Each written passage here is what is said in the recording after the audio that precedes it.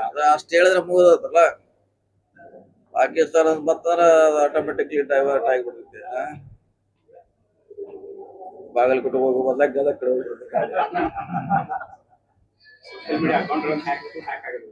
ಹಾಕಾಗ್ಯಾರ. ಅದು ಸ್ಟಾಪ್ ಮಾಡ್ಯಾರ.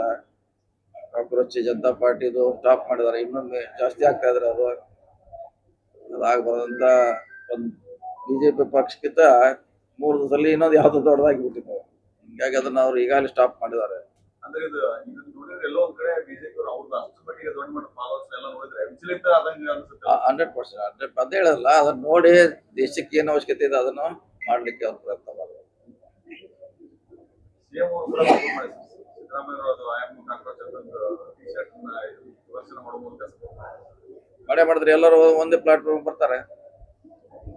ಬಿಜೆಪಿನ ಎದುರಿಸ್ಬೇಕಾದ್ರೆ ಎಲ್ಲರೂ ಒಂದೇ ಕಡೆ ಬರೋದು ಅವಶ್ಯಕತೆ ಇದೆ. ಈಗ ಆ ಮಟ್ಟದಲ್ಲಿ ಬರ್ತಾರೆ. ಓಕೆ, ಬಿಜೆಪಿ ಅಷ್ಟೊಂದು ಬಲಿಷ್ಠ ಐತೆ ಅಂತ ಬಲಿಷ್ಠ ಇದಾರಲ್ಲ, ಇಲ್ಲ ಅಂತಾರೆ. ಬಲಿಷ್ಠ ಇದ್ದಾರೆ. ಇಷ್ಟೆಲ್ಲ ಸ್ಟೇಟ್ ಬ್ಯಾಂಕ್ ಸರ್ಕಾರ ಇದೆ. 15 ವರ್ಷ ಸ್ವತಂತ್ರ ಸರ್ಕಾರದಲ್ಲಿ ಬಲಿಷ್ಠಿದ್ದಾಗಿರ್ತಾರೆ. ಆದ್ರೆ ಯಾವಾಗಲೂ ಇರ್ಲಿಕ್ಕೆ ಆಗೋಲ್ಲ.